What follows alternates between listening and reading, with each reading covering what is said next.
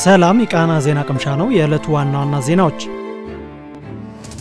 የጊዜያዊ አስተዳደር ቆይታን የማራዘም ውሳኔ መስጠት ኃላፊነት ለፌዴሬሽን ምክር ቤት አፈ ጉባኤ የሚሰጠው የአዋጅ ማሻሻያ ጸደቀ። የህዝብ ተወካዮች ምክር ቤት ዛሬ ረፋድ ባካሄደው መደበኛ ስብሰባ የፌዴራል መንግስት በክልል ጣልቃ የሚገባበትን ስርዓት ለመደንገግ የወጣውን ማሻሻያ አዋጅ በሁለት ድምጽ ታቅቦ በአብላጫ ድምጽ አጽድቋል። አዋጁ በክልሎች የሚቋቋም ጊዜያዊ አስተዳደር የስልጣን ዘመን ማራዘም የሚያስችል እንዲሁም በነባሩ አዋጅ የአስተዳደሩን የቆይታ ጊዜን የማራዘም ኃላፊነት የፌዴሬሽን ምክር ቤት ስብሰባ ሳይጠበቅ በምክር ቤቱ አፈ ጉባኤ እንዲወሰን የሚያደርግ ነው። የመንግስት ዋና ተጠሪ ሚኒስትር ዶክተር ተስፋዬ በልጅጌ ስለ ማሻሻያ አዋጁ በሰጡት ማብራሪያ በስራ ላይ የነበረው አዋጅ ትግበራ ሂደት ላይ ችግር በማጋጠሙ ምክንያት አዋጁ መሻሻሉን ተናግረዋል። ከዚህ ቀደም በክልሎች የሚቋቋመው ጊዜያዊ አስተዳደር ቆይታን ለማራዘም ውሳኔ የሚሰጠው የፌዴሬሽን ምክር ቤት በአመት 2 ጊዜ ብቻ የሚሰበሰብ መሆኑን ካጋጠሙ ችግሮች መካከል አንዱ መሆኑን የመንግስት ተጠሪው አብራርተዋል። አባላቱ በአመት 2 ጊዜ ብቻ የሚሰበሰቡ ከመሆኑ በተጨማሪ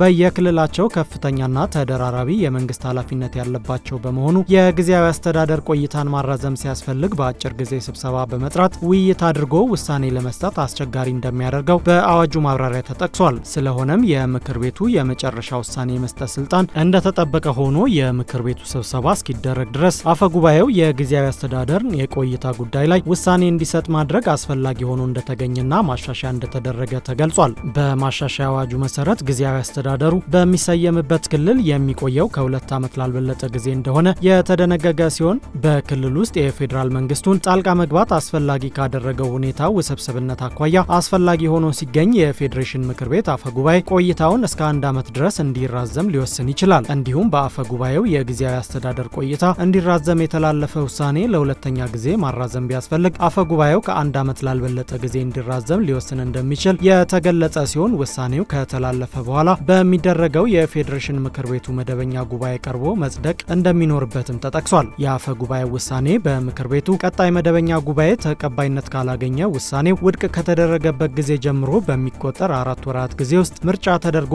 መደበኛ የክልል መንግስት አስተዳደር መመስረት እንደሚኖርበትም አዋጁ ይደነግጋል። ዶክተር ተስፋዬ በሰጡት ማብራሪያ እንደ ትግራይ ክልል ያሉ ውስብስብ የጸጥታና የፖለቲካ ችግሮችን ለመፍታት የህጉን ክፍተት ለማሟላት የሚያስችል ግልጽ አሰራር መዘርጋት አስፈላጊ በመሆኑ አዋጁ መሻሻሉን አክለው ጠቅሰዋል። መጋቢት 11 ቀን 2017 ዓ.ም ጠቅላይ ሚኒስትር አብይ አህመድ የትግራይ ጊዜያዊ አስተዳደርን ለ1 ዓመት ለማራዘም መታሰቡንና ለዚህም የህግ ማሻሻያ እንደሚያስፈልግ መግለጻቸው ይታወሳል። የፌዴራል መንግስት ህገ መንግስቱን ለመጠበቅና ለመከላከል የተሰጠውን ስልጣንና ኃላፊነት ለመወጣትና ከክልል አቅም በላይ የሆነ የጸጥታ መደፍረስ ሲያጋጥም በክልሉ መስተዳደር ጥያቄ መሰረት የመከላከያ ኃይል በማሰማራት በክልል ጣልቃ ሊገባ እንደሚችል በህገ መንግስቱ መደንገጉ ተጠቅሷል። እንዲሁም በማናቸውም ክልል ሰብአዊ መብቶች ሲጣሱና ክልሉ ድርጊቱን ማስቆም ሳይችል ሲቀር የፌዴሬሽን ምክር ቤትና የህዝብ ተወካዮች ምክር ቤት በሚያደርጉት የጋራ ስብሰባ በሚደርሱበት ውሳኔ መሰረት የፌዴራል መንግስቱ ለክልሉ ምክር ቤት መመሪያ በመስጠት ጣልቃ እንደሚገባም እንዲሁ ተደንግጓል።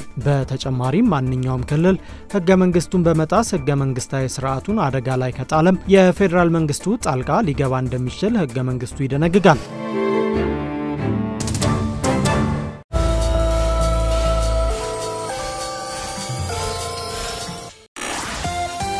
የኢትዮጵያ ብሔራዊ ባንክ ለባንኮች $50 ሚሊዮን በጨረታ ለመሸጥ ላወጣው ማስታወቂያ ባንኮች ለ$1 131 ብር ከ70 ሳንቲም አማካይ የምንዛሬ ዋጋ ማቅረባቸው ተገለጸ። ብሔራዊ ባንክ ዛሬ የተካሄደውን የውጭ ምንዛሬ ጨረታ ውጤት በኤክስ ወይንም ትዊተር ገጹ ባወጣው መግለጫ ይፋ አድርጓል። በጨረታው የተወዳደሩ 12 ባንኮችም የውጭ ምንዛሬውን መቀበላቸውን ያስታወቀ ሲሆን ባንኩ የተወዳደሩትንም ሆነ ያሸነፉትን ባንኮች ስም ዝርዝር አልገለጸም። ብሔራዊ ባንክ በየ2 ሳምንቱ መደበኛ የውጭ ምንዛሬ ሽያጭ ጨረታ ማካሄድ እንደሚጀምርም ትላንት ባወጣው መግለጫ አስታውቋል። ቀጣዩን ጨረታ በዚሁ መሰረት ከ2 ሳምንት በኋላ እንደሚወጣና የሚካሄድበት ቁርጥ ቀን 1 ቀን አስቀድሞ ይፋ እንደሚደረግ አክሏል። ጨረታዎቹ ለሚቀጥሉት በርካታ ወራት እንደሚካሄዱ የገለጸው ገዢው ባንክ ዓላማው የማዕከላዊ ባንኩን የተረጋጋ የውጭ ምንዛሬ ስርዓት ግብን ማሳካት እንደሆነ ጠቁሟል። በየ2 ሳምንቱ የሚካሄደው ጨረታ ቢያንስ የተያዘው በጀት ዓመት መጨረሻ ድረስ እንደሚቀጥል የብሔራዊ ባንክ ገዢ ገዢ ማሞ ምረቱ ተናግረዋል።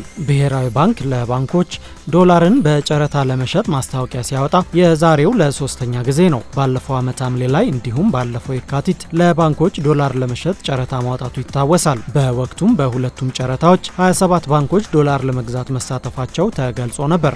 ኢትዮጵያ የትምህርት ዘርፉን ለማሻሻል የሚውል የ96.3 ሚሊዮን ዶላር የብድርና ድጋፍ ስምምነት ከዓለም ባንክ ጋር ተፈራረመች።